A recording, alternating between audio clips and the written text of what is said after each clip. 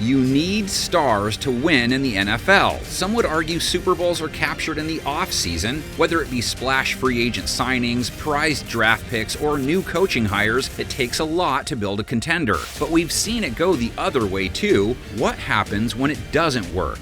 These are the most hyped teams in recent history that didn't pan out.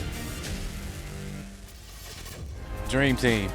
Ah, yes. You knew we had to kick it off with the 2011 Dream Team Eagles. Backup QB Vince Young gave Philly the nickname after a monster offseason talent haul. Here's the list of studs they brought in. Two-time All-Pro corner Nnamdi Asomugha, Pro Bowl DN Jason Babin, running back Ronnie Brown, guard Evan Mathis, cornerback Dominique Rodgers-Cromartie, and the aforementioned Young, who would back up Mike Vick. There's play from about the 12, and there is Vick, as you talked about, John, rolling and launching downfield for Deshaun Jackson, who accelerates, caught the opening play, and all the way for a touchdown! 88 yards! Vick led an offense featuring LaShawn McCoy, Jeremy Maclin, Deshaun Jackson, Jason Peters, and rookie center Jason Kelsey. On the other side of the ball, you had Mike Patterson, Trent Cole, and Asante Samuel, now teaming up with Nnamdi, Babin, and DRC. Talk about loaded! So why aren't we talking about them as one of the great teams in NFL history? Manning on 3rd and 2, and the pass is caught for a first down, and then Victor Cruz breaks free into Eagles territory, and he's still going. Victor Cruz is in for the touchdown.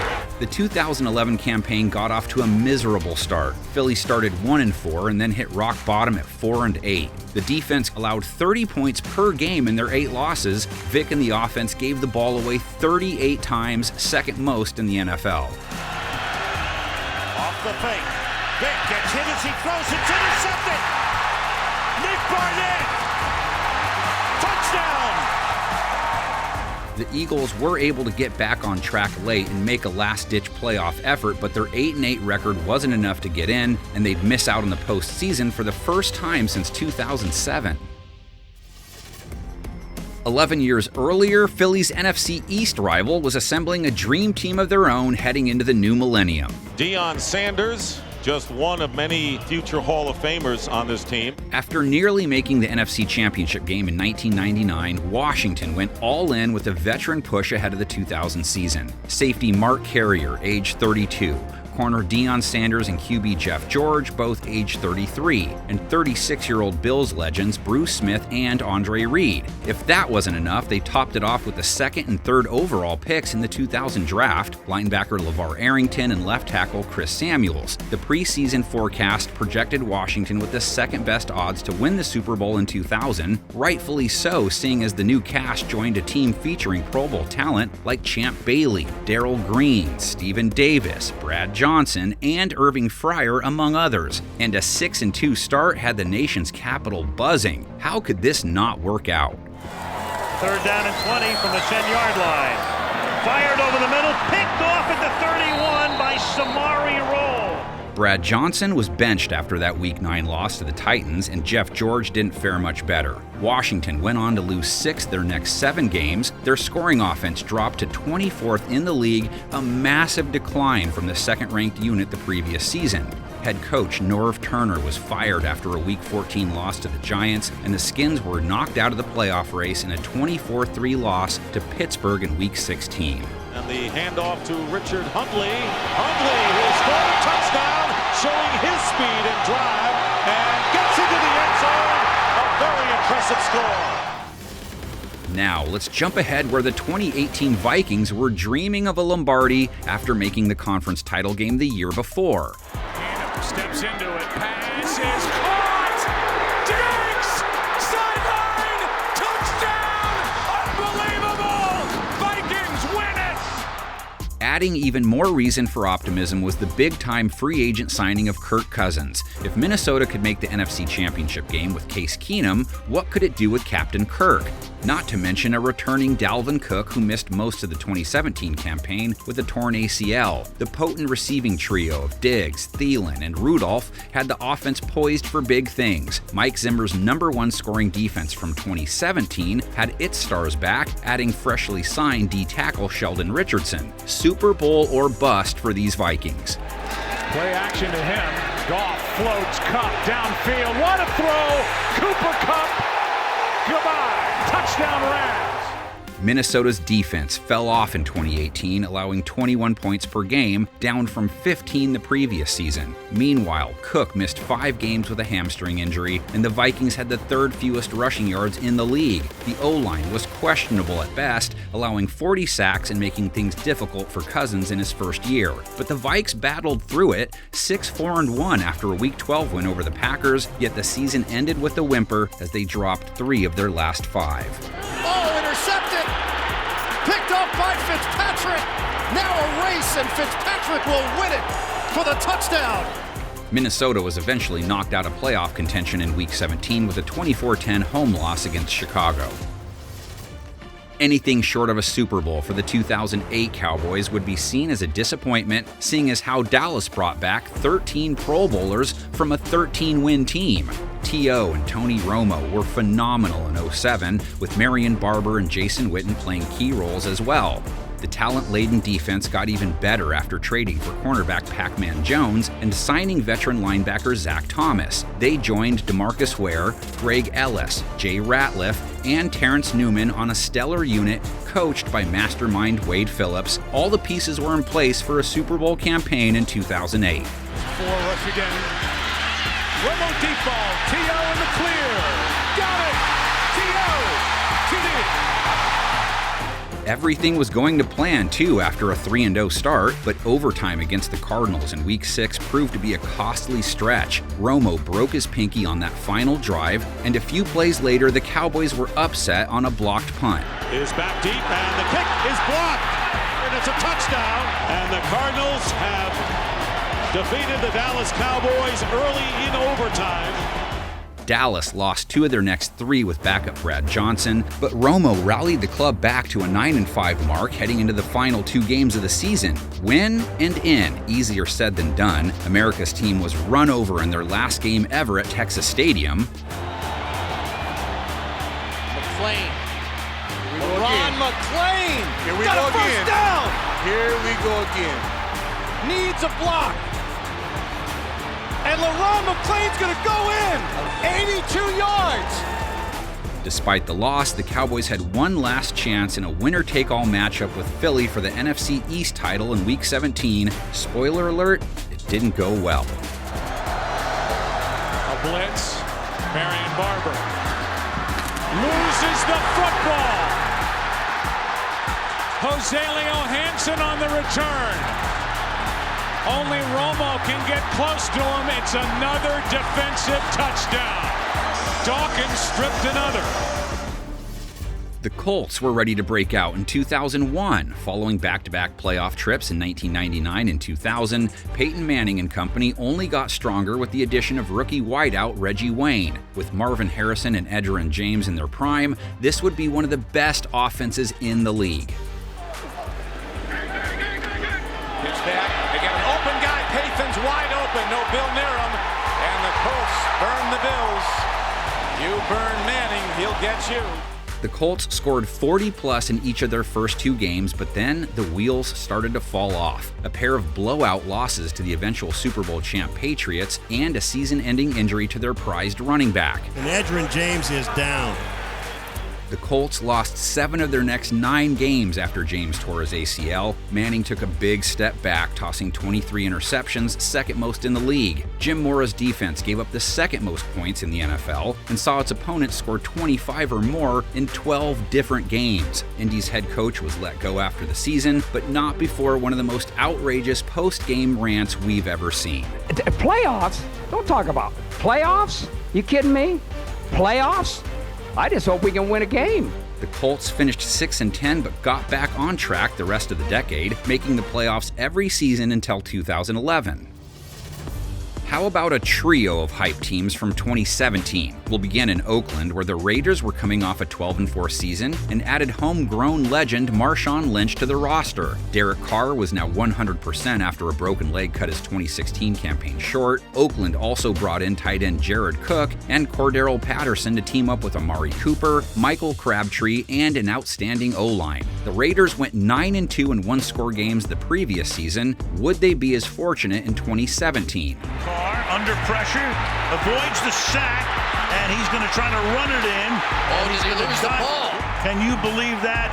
Stretching, nothing goes out of bounds, ball's out of his hands, inside the pylon.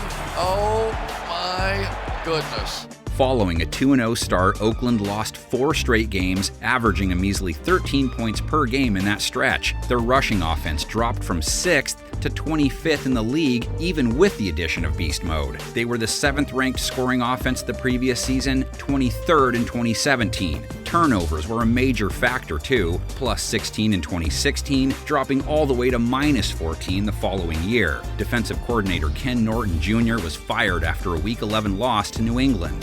And here they're going to go long again. Open is Cooks! Cooks! No one near him! Touchdown, New England! The Raiders dropped their last 4 games, finishing 6-10. 7 of those 10 losses came by 9 points or more, and head coach Jack Del Rio was let go after the season. Dak and Zeke were one of the best rookie duos in NFL history. The first-year studs led Dallas to a 13-3 record and a division title in 2016. The Cowboys figured to be one of the top offenses in the league with Dez Bryant, Jason Witten, and a dominant O-line. But by Week 5, they had already matched their loss total from 2016. That's another rookie, Xavier Woods. This one, Adams, touchdown! Dallas got back on track, winning 3 in a row, but then Elliott was served a 6-game suspension for domestic violence. The Cowboys went 0-3 in their first 3 games without the All-Pro running back, losing by an average of 23 points per game. Prescott on the run, flips it, and he's picked. Prescott trying to cut off the angle for King. King's got a blocker in front, Ingram, and he's going to take it the distance. Dak threw 13 picks, up from just 4 the year before. Dallas's scoring offense dropped from 5th to 14th, and by the time Zeke returned, the damage had already been done. The Cowboys were knocked out of playoff contention with a Week 16 home loss to Seattle.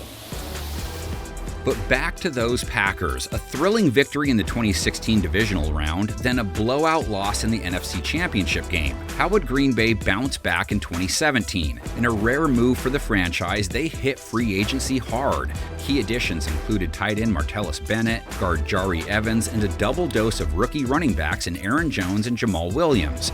The offense was now stacked with the receiving trio of Adams, Nelson, and Cobb, but after a 4-1 start, the season took a sharp turn in Week 6. He took a big hit at the end of that play just as he got it out, and it looked like he might have landed on that right shoulder. That hit effectively ended Rodgers' season, though he did try to return from the broken collarbone in Week 15. Backup Brett Hundley couldn't replicate the production, and the Pack limped to a 3-8 finish. They'd missed the postseason for the first time since 2008. You think this is a distraction? Is this just hurting the team? Hey, I ain't hurting the team. A whole lot of off-season drama with their number 1 playmaker set the Eagles on a disastrous course in 2005. After making it all the way to the Super Bowl the year before, hopes were high with their star-studded cast returning. But Terrell Owens' contract situation turned ugly, and the All-Pro receiver turned on the team midway through the season. Head coach Andy Reid suspended T.O. and later deactivated him for the rest of the year. Terrell Owens has been suspended by the team for 4 games for conduct detrimental to the team. And he will not be returning to play for the team even after the conclusion of that suspension. On the field, Philly was hit with a rash of injuries, with top stars like Donovan McNabb, Brian Westbrook, Lito Shepherd, Trey Thomas, and Jerome McDougal all missing significant time. And McNabb is going to lose the ball. And it's a live ball, and Donovan's going to have to come limping off the field again. The Eagles went 0-6 against NFC East teams and dropped to the 27th-ranked scoring offense in the league. Their defense took a giant step backwards too, just 29 total sacks, down from 47 the previous season. After being picked as the NFC favorites heading into 2005, the Eagles would miss the playoffs for the first time since 1999. Continuing the Super Bowl hangover theme with the 2020 49ers, their 2019 season ended with a blown lead in the final minutes of Super Bowl 54, but San Francisco had their eyes on a sixth Lombardi heading into the bizarre COVID season, but no one could have predicted the string of bad luck they'd have in 2020. Well, you just hate to see this. Nick Bosa, one of the brightest young stars in the game, and he has to be carted off. And now we've got another injury. That's Solomon Thomas. My goodness. Now the 49ers, another man down, another key man down. A once all-star cast featuring debuting rookie Brandon Ayuk was reduced to rubble in a matter of weeks. Jimmy Garoppolo, George Kittle, Raheem Mostert, Deebo Samuel, Nick Bosa, and Richard Sherman, among many more, found themselves on the injured list. By year's end, San Francisco had 18 players on IR. Doesn't matter how much talent you have, no team could overcome that. And Mullins fumbles the football. Washington has it back. Chase Young.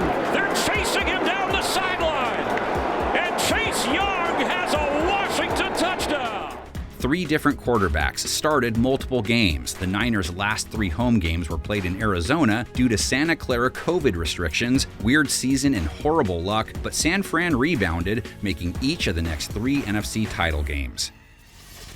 Odell Beckham traded from the New York Giants to the Cleveland Browns. Everything was looking up for the 2019 Browns, a new head coach, a new top playmaker joining an offense that already featured Nick Chubb and Jarvis Landry. And Cleveland figured to have its future franchise cornerstones in QB Baker Mayfield and D-end Myles Garrett. Could Cleveland finally win its first playoff game since 1994? Oh, taken down in the end zone, and it's a safety.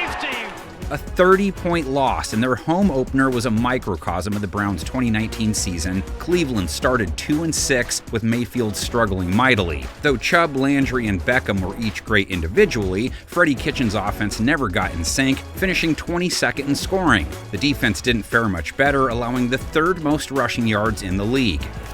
And he's got this running game working, as you see, with Matt Breida. And look at the speed on Breida. What a way to start it! The Browns lost 4 of their last 5 and dismissed Kitchens after their 6-10 campaign. They would end the playoff streak 1 year later, though, with Kevin Stefanski at the helm. From one up-and-coming hopeful to another, we travel back to 1995, where Bill Parcells and his young Patriots were looking to improve on a 10-win playoff season. On offense, it was Pro Bowlers Drew Bledsoe, Ben Coates, and Bruce Armstrong leading the charge with an incoming future Hall of Famer. They give it to Martin. Big hole through the middle. Martin inside the 10. Touchdown, New England. In one of their best drafts of all time, New England secured running back Curtis Martin, linebacker Ted Johnson, and another future Hall of Famer and corner Ty Law. The Pats had 15 starters aged 26 or younger, and Parcells was building a contender heading into the season. But after winning their season opener, New England lost their next 5 games by an average of 19 points per contest. Bledsoe stands in that time and throws an interception, picked off by Cornelius Bennett. Bennett down the sideline with one man to beat. Cornelius Bennett will take it for the touchdown. Bledsoe was the 1994 NFL passing leader, but regressed big time in 95. He completed just 50% of his passes, throwing 13 touchdowns against 16 picks. A once top 10 scoring offense had dropped to 23rd a year later. Parcells' young defense couldn't match their success from 94 either. Dolphins with a 3-0 lead. That's a timing pattern. Irving Fryar going all the way. The Pats allowed almost 24 points per game and lost 7 times by double digits in a 6-10 campaign. It takes time to build a winner, though, and just a year later, Parcells, Bledsoe, and company were AFC champs.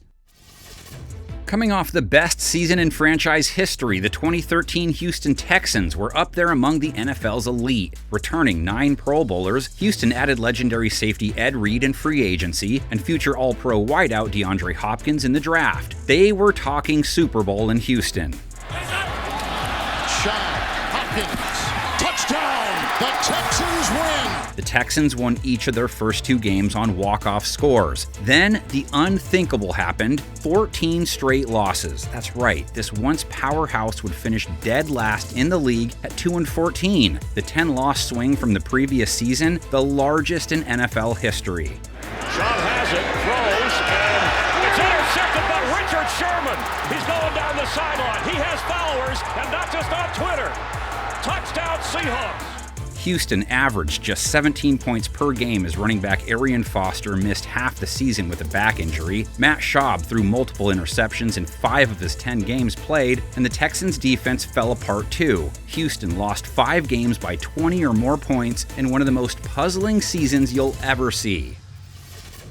This deal is now happening. Russell Wilson is about to be a Denver Bronco. 7 years after Peyton Manning rode off into the sunset, the Broncos finally had a viable replacement at quarterback. Could Russell Wilson recreate the veteran free agent magic we saw from Manning? Brady, Warner, Favre, and Montana? Denver sure hoped so. Paired with new head coach Nathaniel Hackett, the Broncos were projected to be one of the best teams of 2022. After an embarrassing Week 1 loss in Wilson's return to Seattle, the Broncos were able to scrape together a pair of ugly wins, and that's where the fun stopped. Surveys, good protection, slides, fires, broken up in the end zone. 4th and 8. Wilson throws on the run, and it is intercepted. And that will do it. Wilson under pressure. Wrapped up, tried to throw the ball forward. And it is picked off. No, he's going to be ruled down. The thing is, Denver was in a lot of these games. 9 of their 12 losses in 2022 came by 1 score, but Hackett and Wilson combined to form the league's worst offense, scoring just under 17 points per game. Wilson went 4-11 as the starter and was sacked 55 times, most in the NFL. The threat of a run game was eliminated when second-year back Javonte Williams tore his ACL in Week 4. Hackett was fired after just 15 games and replaced by offensive guru and Super Bowl champion Sean Payton ahead of the 2023 campaign. Yet, after another disappointing season, the Wilson era in Denver was swiftly put to an end when the Broncos cut him in 2024. Brown is the motion man. Little flip to Fitzgerald, he scores! And the Cardinals win an amazing game. The 2015 Cardinals had the most wins in franchise history and looked to build on their NFC Championship run in 2016. All their stars were back, and they traded for Pro Bowl pass rusher Chandler Jones. Preseason Super Bowl odds had Arizona with the second best chances to take home the Lombardi, but it was a case of Jekyll and Hyde for this squad. The Cards started 1-3 and suffered a slew of puzzling losses. They lost to the Jimmy Garoppolo-led Pats in Week 1, then to the eventual 4-12 Rams in Week 4. They tied Seattle in Week 7 after doinking another potential game-winning field goal. 24-yard attempt. Oh, he hits the upright! It's no good! How in the world? Miami made theirs and took Arizona down in Week 14, and in the Cards' worst defensive performance of the season, they allowed 48 points in a loss to New Orleans. All of this led to a 7-8-1 campaign and a missed opportunity for back-to-back playoff trips. Vinny Testaverde, everybody wants to know, was last year a fluke? No, it was not a fluke. Bill Parcells says this guy is one of the most accurate throwers in the National Football League. It's going to be fun to watch. It was one of the most anticipated seasons in Jets history. Bill Parcells' team was fresh off an AFC Championship game and had their core intact. Veteran addition Steve Atwater bolstered Bill Belichick's second-ranked scoring defense from 1998. Vinny Testaverde led an offense featuring Curtis Martin, Keyshawn Johnson, and Wayne Corbett. But in the second quarter of their season opener, a freak injury threw a wrench in New York's Super Bowl plan. And holding his leg on the ground is Vinny Testaverde. No one hit him. He made that quick move to come forward, fell immediately to the ground. The Jets trotted out Rick Meyer and even punter Tom Tupa at quarterback before settling in with Ray Lucas, who actually performed admirably under the circumstances. But New York dropped 6 of their first 7 games, and the slow start doomed their playoff hopes. Lucas rallied the team back to 8-8, but it was too little, too late. And you know the old saying, history repeats itself?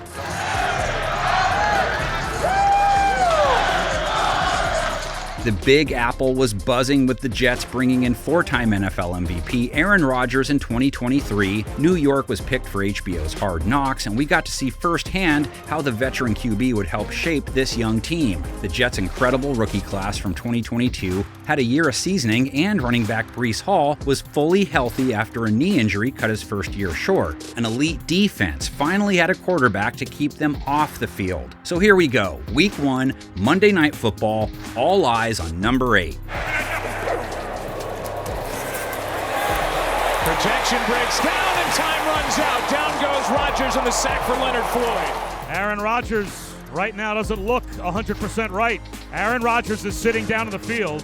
He's hurt. 3 plays into one of the most awaited seasons in franchise history, and that's what happens. A total gut punch for Jets fans everywhere. Rodgers' torn Achilles took him out for the season, and New York's offense was once again in the hands of Zach Wilson.